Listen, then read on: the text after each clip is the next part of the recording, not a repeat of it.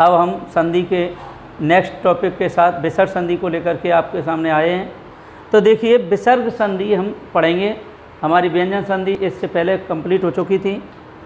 विसर्ग संधि, संस्कृत की जो विसर्ग संधि है उसके बारे में देखें। देखिए हमारा जो विसर्ग संधि है, विसर्ग के बाद स्वर या व्यंजन वर्ण रहता है, जिसे अपन कह सकते हैं अच या हल। अगर आपको विसर्ग के जस्ट बाद, तो प्लस से पहले हमारा क्या होगा, विसर्ग होगा, और विसर्ग के बाद में अच या हल वर्ण दिखता है तो वहाँ आपको विसर्ग संधि होगी। ये आपको क्लियर। अब बात दूसरी ये है कि हमारी जो संस्कृत है उसमें विसर्ग की जगह पर, विसर्ग के स्थान पर आपको स या र वर्ण भी आपको दिख सकते हैं। अगर आपको किसी शब्द में स या र दिखता है संधि विच्छेद में, तो आपको ये पहले मान्य करना होगा। जैसे मैंने आपको दे दिया, एक तो मनः प्लस रथ और एक आ गया मनस प्लस रथ। तो ये ध्यान रखना कि जो शुद्ध होगा वो कौन सा होगा, मनस वाला ही आपको शुद्ध होगा, क्योंकि जो विसर्ग की श्रेणी में ही आते हैं ये सा और जो रा होता है, इनको विसर्ग की श्रेणी में ही रखा जाता है। जैसे आपने निस और निर उपसर्ग पढ़े हैं, तो निस और निर की जगह हम नीही भी मिल जाता है कभी। ऐसी दुस और दुर की जगह दुहू मिल जाता है। तो ये सब किसकी वजह से होता है, ये विसर्ग, ये लोप होते हैं। अब हम इससे पहले इसमें हम पढ़ेंगे 3 संधि केवल। कौन कौन सी संधि पढ़ेंगे, 3। एक तो आप पढ़ेंगे उत्व विसर्ग संधि। इसमें कौन सी संधि आती है, एक तो उत्व, दूसरी हम पढ़ेंगे रुत्व और तीसरी पढ़ेंगे सत्व विसर्ग। देखिए उत्व, रुत्व और सत्व। अब सीधी सी आपको ट्रिक्स समझ लो।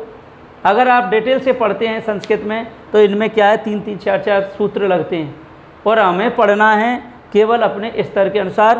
तो इस तरीके से हम पढ़ेंगे सूत्रों के अनुसार, तो हमारे समझ में कम आएगा, आ तो जाएगा लेकिन हमारे समझ में खिचड़ी अधिक पक जाएगी। हमारे पास सिलेबस का लोड बहुत होता है, इसलिए हमें इस तरीके से पढ़ना है कि हमें शॉर्ट तरीके से आराम से समझ में आ जाए। तो देखिए उत्व संधि जो होती है, आपको कुछ नहीं करना है।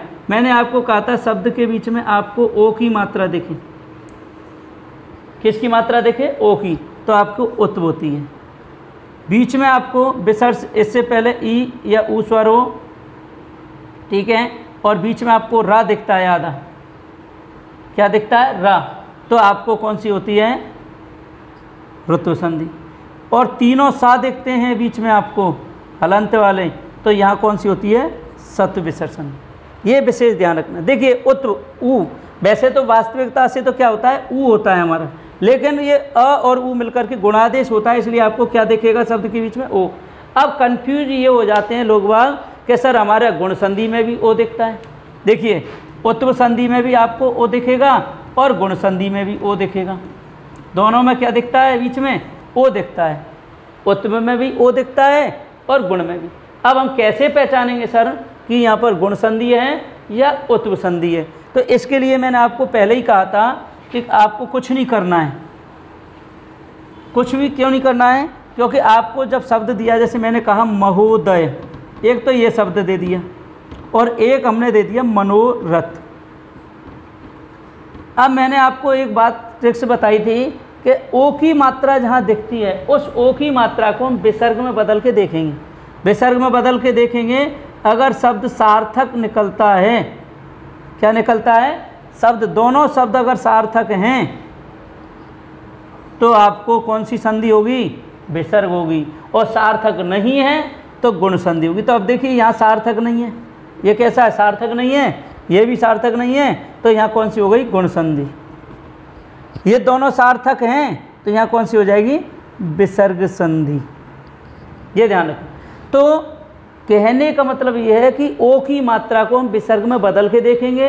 अगर दोनों पदों के उत्तर निकलते हैं तो विसर्ग संधि है, और अगर दोनों पदों के अर्थ नहीं निकलते तो गुण संधि है, और ओ की मात्रा आपको दिखाई नहीं देगी कहीं भी। अब चलते हैं उत्व विसर्ग संधि की ओर। देखो उत्व विसर्ग संधि, उत्व विसर्ग संधि क्या कहती है, इसका सूत्र पहला हम पढ़ते हैं, अतो रोर प्लुताद रोध प्लुताद प्लुते, इसका सूत्र होता है अतोरोर प्लुताद प्लुते, ये इसका सूत्र होता है। ये सूत्र कहता है कि अत वर्ण अर्थात अप्लुत अ के बाद अप्लुत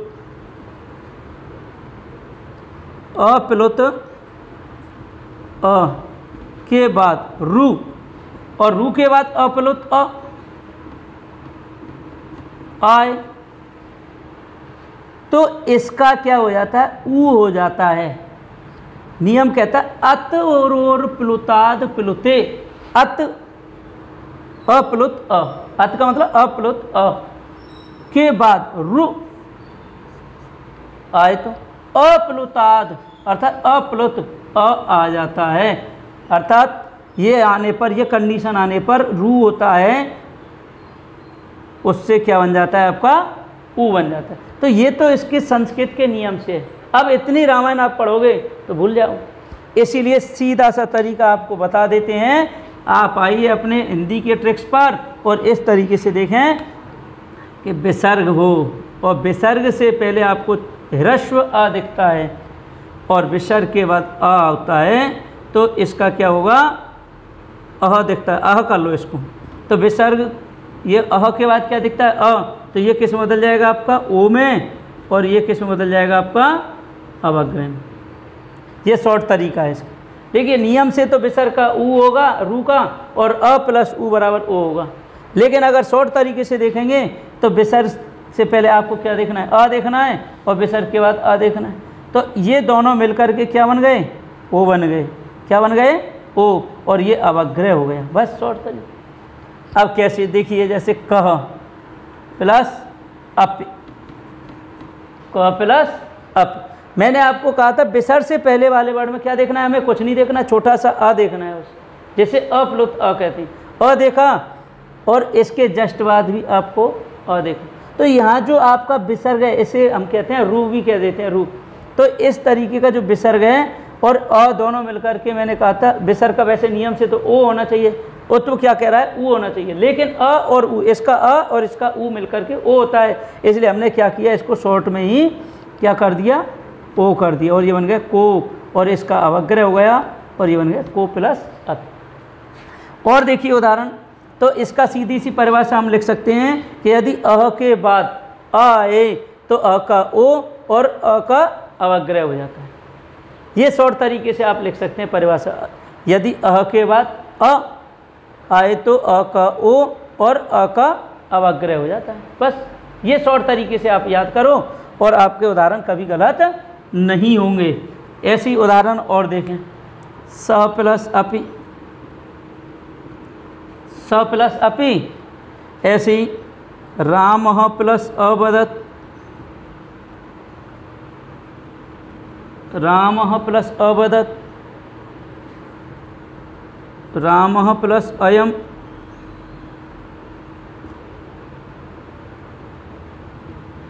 तो ये बन जाएगा आपका इस तरीके से उदाहरण बन करके क्या बन जाएगा यहाँ पर, ऐसे ही शिवः, शिवस भी अपन कर सकते हैं, शिवस, और शिवः प्लस अर्च, तो यहाँ शिवः प्लस अर्च या शिवस प्लस अर्च, इस तरीके। तो यहाँ पर आपको क्या हो जाएगा, शह का शो, अब रामः प्लस अवदत्, रामो अवदत्, ऐसी रामः प्लस अयम, रामो अयम, ऐसी शिवस या शिवः प्लस, तो यहाँ क्या बन जाएगा, शिवो अर्च्य। ये उदाहरण। तो ये था आपका अतोरोर प्लुताद प्लुते सूत्र के माध्यम से। अब हमारा उत्त विसर्ग संधि का सेकंड नियम आता है, वो आता है हसी च सूत्र। क्या आता है, हसी च सूत्र। इसके बाद में आपका आता है हसी च। ये सूत्र कहता है कि यदि विसर्ग से पहले क्या हो, अ हो, और विसर्ग के बाद हस प्रत्याहार हो, क्या हो, हर्ष प्रत्याहार तो विसर्ग का ऊ होता है। हर्ष प्रत्याहार का मतलब वर्ग के तीसरा, चौथा, पांचवा वर्ण या ह, य, व, य, वो, रल, र, य, व, रल, लो, य, व, रल। तो इस तरीके से आपको हर्ष प्रत्याहार कहता है कि वर्ग का तीसरा, चौथा, पांचवा वर्ण और ह, य, व, रल ये होता है, तो आपको कौन सा वो होगा, यहाँ पर विसर्ग का ऊ होता है। ये एक नियम है, लेकिन हम इसको किस तरीके से देखेंगे, इन दोनों को मिला करके देखेंगे। तो इसका शॉर्ट तरीका हमें क्या करना है, इस तरीके से ध्यान रखना है कि यदि अह के बाद हर्ष प्रत्याहार आए तो अह को ओ में बदलना है। शॉर्ट तरीका ये ना, सिस्टम ये है कि आपको ज़्यादा डिटेल ना लेकर के शॉर्ट तरीके से याद करना है, क्योंकि परीक्षा हमारी नज़दीक है और तरीका हमारा इससे शॉर्ट होगा तो हमारे क्वेश्चन आराम से सॉल्व हो जाएंगे। तो देखिए अह के बाद हर्ष प्रत्याहार आए तो अह किस में बदल जाएगा, ओ में, खत्म। अब इतना आप करोगे वहीं पहुँचोगे, विसर्ग का ऊ करना और अ और ऊ मिल करके ओ बनेगा उसके, और हर्ष प्रत्याहार के वर्ण देखने। अब आपको कुछ नहीं करना है, जैसे आपको दे दिया यशः प्लस दा। अब देखिए विसर्ग है, विसर्ग से पहले अ है, यह अपन निकाल सकते हैं इसमें से अह, इस तरीके से अह निकाला हमने और ये बन गए दा। नियम से देखें तो इस तरीके से हमने अ को निकाला तो ये सा कैसे रह गया, आधा। अब मैंने क्या कहा, अह के बाद हस को देखना है, हस प्रत्याहार में कौन सा वर्ण आता है, वर्ग का तीसरा, तो त, थ, द तीसरा वर्ण है, तो ये अह किस में बदल जाएगा, आपका ओ में बदल जाएगा। किस में बदल जाएगा, ओ में। अब इसको मिला दोगे तो ये बन गए यशोदा। बस ज़्यादा पढ़ने की ज़रूरत ही नहीं है, बस आराम से आपको बनते चला जाएगा। ऐसे ही देखिए और उदाहरण, यशः प्लस गान, यशः प्लस गानम। तो देखिए विसर्ग है, विसर्ग से पहले अ है तो इसका क्या हो जाएगा, सीधा सा आप कर दो ओ, यशो गानम। ऐसे ही देखिए अधः प्लस लिखितम,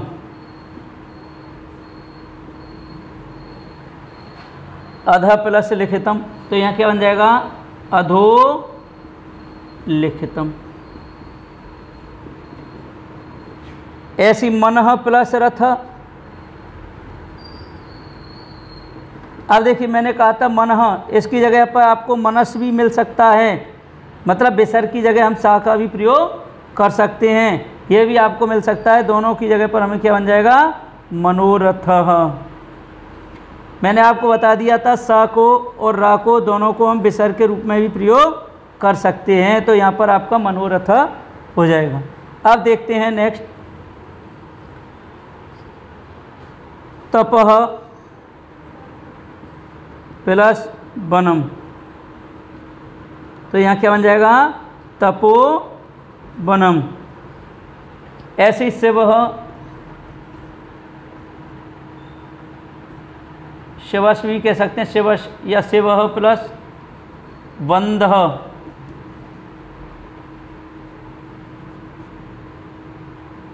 तो शिवो वंदः हो जाएगा।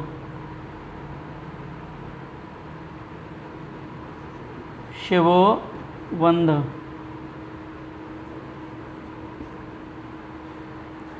ऐसे ही और देखिए, ये वनी वाला रहेगा। चलो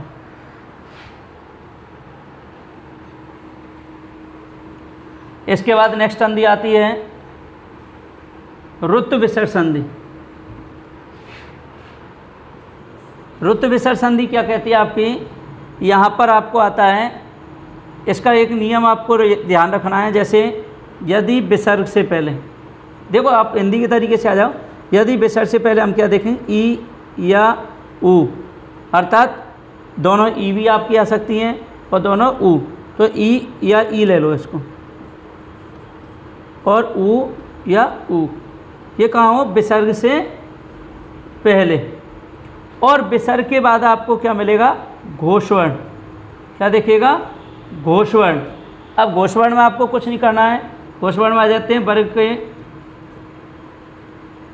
तीसरा, चौथा, पांचवा वर्ण, य, व, र, ल और ह और सभी अच अर्थात स्वर। ये आपका इस तरीके से अपन को ध्यान रखना है। अब आपको क्या करना है, इसका जो सूत्र होता है सर, जो शुरू से रा का आगम होगा, यहाँ पर क्या होगा, विसर्ग से पहले क्या होता है, ई या ऊ स्वर होगा और विसर्ग के बाद घोषवर्ण होंगे, तो यहाँ आपको रा का आगम होगा। क्या होगा, रा का आगम होगा। अब रा का आगम कैसे होगा, जैसे हमारा उदाहरण निहि प्लस धन, निहि प्लस धन विसर्ग है, विसर्ग से पहले आपको क्या दिख रहा है, ई, तो विसर्ग के और विसर्ग के बाद कौन सा वर्ण है, तीसरा, चौथा वर्ण त, थ, द, ध, न, तो विसर्ग किस में बदल जाएगा, रा में। किस में बदल जाएगा आपका, रा में। तो ये बन जाएगा आपका निर्धनम। क्या बन जाएगा, निर्धनम। ऐसे ही और उदाहरण देखिए, जैसे आशी प्लस वादह, वादम, तो आशी प्लस वादम विसर्ग से पहले ई है, विसर्ग के बाद य, र, ल, व में से व वर्ण है, तो यहाँ क्या बन जाएगा आपका आशीर्वादम। ठीक, ऐसे ही और उदाहरण देखिए,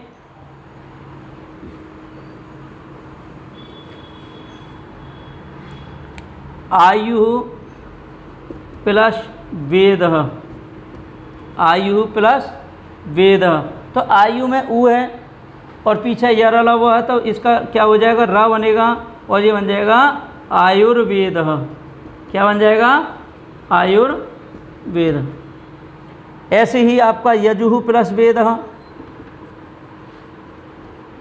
क्या बन जाएगा, यजुर्वेद। ऐसे ही धनुः प्लस धारी, तो यहाँ विसर्ग है, विसर्ग से पहले क्या हो जाएगा, यहाँ धनुर्धारी। अब इसी का एक दूसरा सूत्र आता है, सूत्र कहता है रोरी। देखिए रोरी सूत्र क्या कहता है, रोरी, एक सूत्र तो आपका आता है रोरी और दूसरा सूत्र होता है ढ्र लोपे पूर्वस्य दीर्घ अणः, दीर्घ अणः, ढ्रलोपे पूर्वस्य दीर्घ अण, ये सूत्र कहता है। देखिए रोरी सूत्र क्या कहता है कि यदि र के बाद रा है, यदि र के बाद क्या है, रा है, तो इस रा का लोप हो जाता है।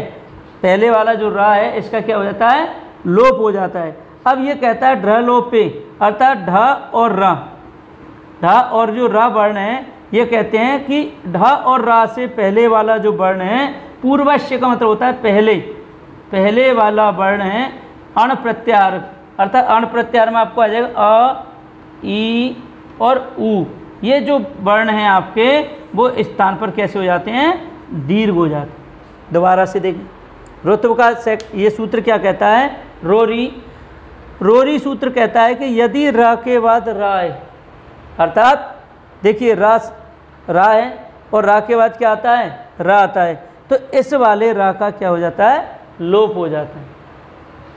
लोप होता है तो ढ्र लोपे सूत्र कहता है ढ्र प्लस ढ्र में देखिए ढ और रा का मतलब रा, लोपे मतलब लोप होने पर, इसके लोप होने पर, ढ और रा में से इसके वर्ण के लोप होने पर, ढ और रा जो वर्ण है इसका लोप होने पर, लोपे इन वर्णों का क्या होने पर, लोप होने पर, पूर्वस्य अर्थात पहले वर्ण का दीर्घो अण, अर्थात जो अण है इससे पहले वाले वर्ण का जो अण है वो दीर्घ हो जाता है, ये आपका कहता है। अब जैसे देखिए उदाहरण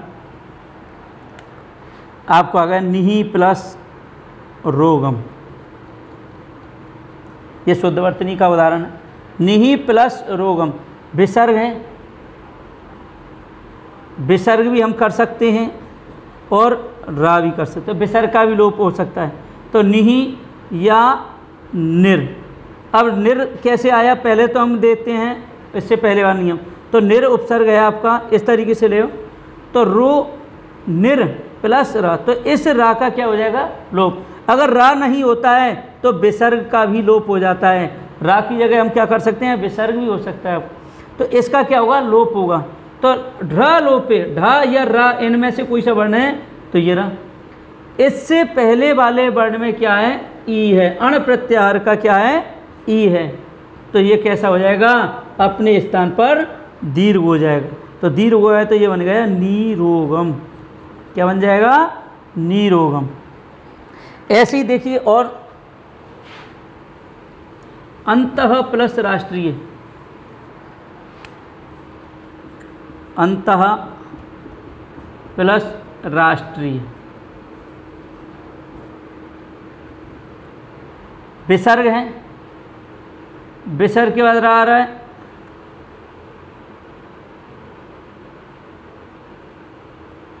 अंतः प्लस राष्ट्रीय है, अंतः प्लस राष्ट्रीय। अब यहाँ विसर्ग है, विसर्ग के बाद क्या आ जाएगा, र। तो विसर्ग का या रा का लोप हो जाएगा, और विसर्ग से पहले वाला जो अण प्रत्याहार है वो अपने स्थान पर क्या हो जाएगा, दीर्घ हो जाएगा, और ये बन जाएगा अंतर्राष्ट्रीय। ऐसे ही देखिए, पुनर प्लस रमते,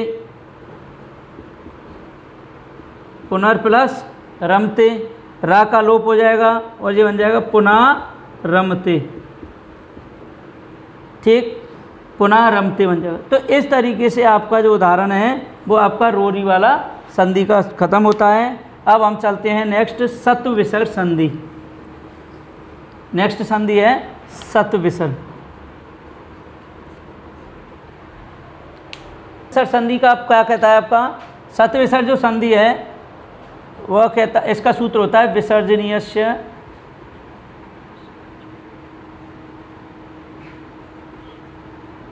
श, विसर्जनीयस्य श, विसर्ग का सा हो जाता है। देखिए कैसे कहेगा ये विसर्जनीय सूत्र कहता है कि यदि विसर्ग के बाद खर प्रत्याहार आए, अर्थात विसर्ग के बाद क्या है, खर प्रत्याहार। खर प्रत्याहार में वर्ण आ जाते हैं आपके वर्ग के पहला दूसरा वर्ण और श श स, तीनों स। अगर ये वर्ण आते हैं तो विसर्ग किस में बदल जाता है, आपका श में। अब आपको श में बदलेगा इसमें, लेकिन ये स अगर देखा जाए तो दो नियम लागू करता है। अगर वास्तविक नियम से देखें तो हम चलेंगे इस तरीके, और आपको शॉर्ट तरीके से देखना है तो वो दूसरा तरीका भी बताऊंगा। तो देखिए नियम ये कहता है कि यदि विसर्ग के बाद खर प्रत्याहार आए तो खर प्रत्याहार वर्ण होते हैं वर्ग का पहला दूसरा वर्ण और तीनों श। ठीक है, तो विसर्ग सा में बदलता है। किस में बदलता है, सत्व का मतलब शा में। अब सा में बदलेगा तो देखिए जैसे आपको आ गया नहीं प्लस चय, ये आ गया माना निहि प्लस चय। अब हमारा ये होता है कि विसर्ग के बाद में क्या आ रहा है, वर्ग का पहला वर्ण आ रहा है कि नहीं आ रहा है, तो ये विसर्ग किस में बदल जाएगा, इस सा में, और ये बन गया निश्च। अब यहाँ आपको संधि लागू हो जाती है, कौन सी, इश्चोत संधि कहती है कि यदि स के बाद च वर्ग आता है तो श किस में बदल जाएगा, इस सा में बदलेगा। किस में बदलेगा, निश्चय।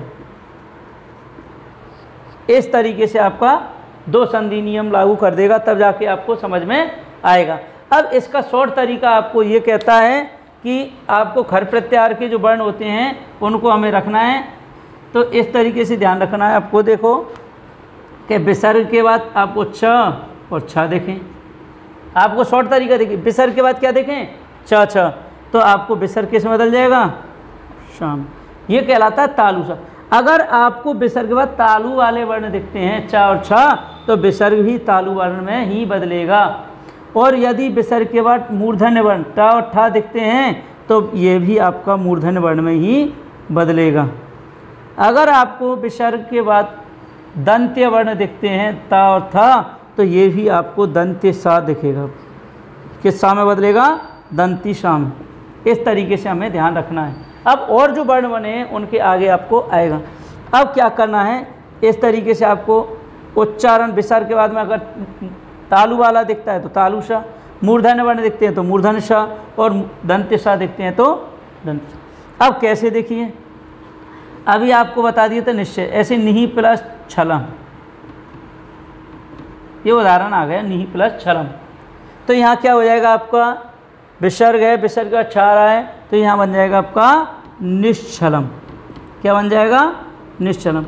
ऐसे कह प्लस चित, कह प्लस चित, विसर्ग है, विसर्ग का अच्छा आ रहा है तो सा कैसा हो जाएगा आपका, इस तरीके से आपको बदलना है और ये बन जाएगा कश्चित। तो सीधा सा है, विसर्ग के बाद जिस वर्ग का उच्चारण दिख रहा है, मतलब जिस वर्ण का उच्चारण दिख रहा है, उच्चारण स्थान है, उसी के आधार पर शा हो जाएगा। ऐसे ही निहि प्लस धनु प्लस टंकार, धनु प्लस टंकार, विसर्ग है, विसर्ग के बाद टा दिख रहा है, क्या बन जाएगा आपका धनुष्टंकार। बस शॉर्ट तरीके से चलिए आप, क्या बन जाएगा धनुष्टंकार। और देखो आगे,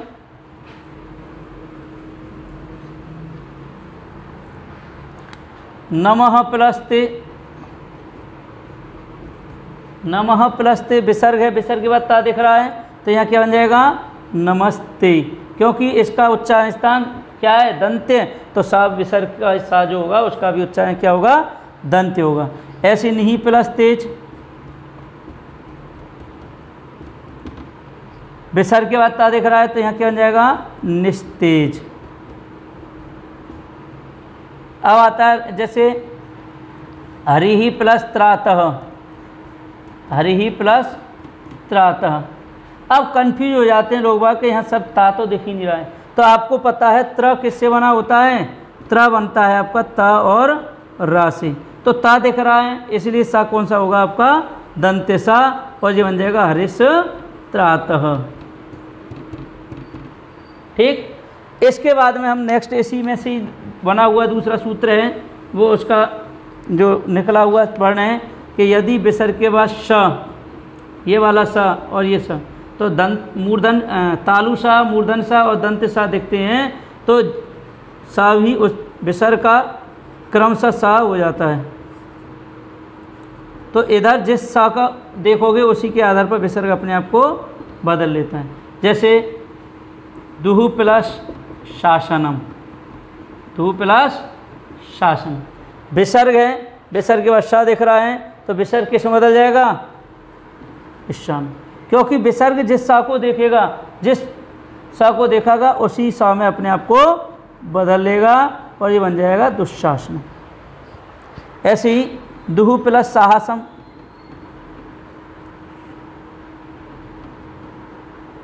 तो दुस्साहसम,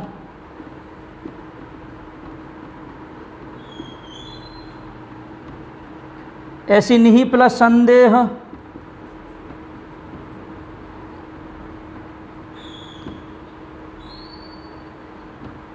तो क्या बन जाएगा निस्संदेह।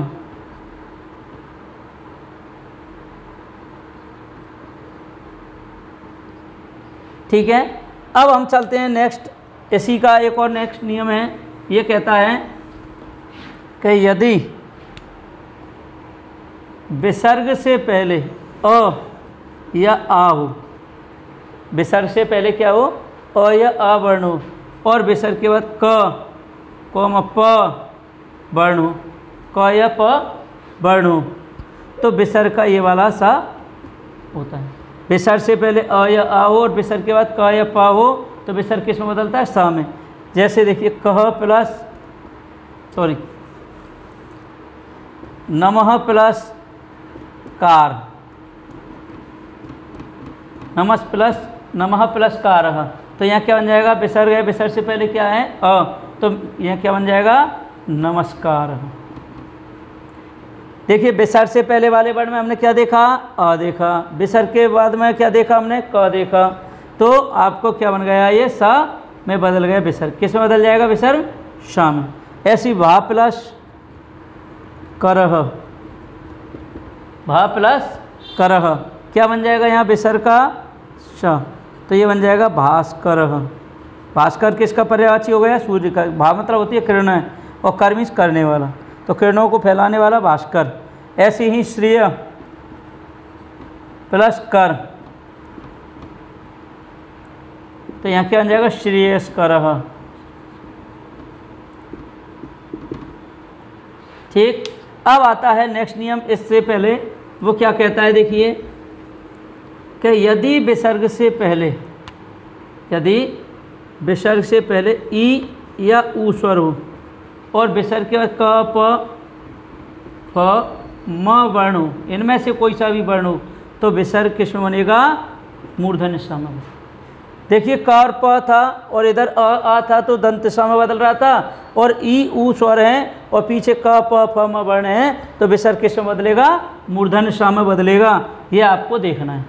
अब बदलेगा कैसे, जैसे हमने कहा आविहि प्लस कारः, आविहि प्लस कार, विसर्ग है, विसर्ग से पहले क्या है, ई है, तो विसर्ग से पहले ई दिख रही है आपको, विसर्ग के बाद में क्या दिख रहा है, का दिख रहा है, तो विसर्ग के बाद का, इससे पहले वाले वर्ड में ई, तो ये स किस में बदल जाएगा, इसमें श में, तो ये बन गया आविष। अब श कैसा है, आधा, पीछे का व्यंजन है इसलिए आविष्कार। ऐसी वही प्लस कारः, क्या बन जाएगा, बहिष्कारः।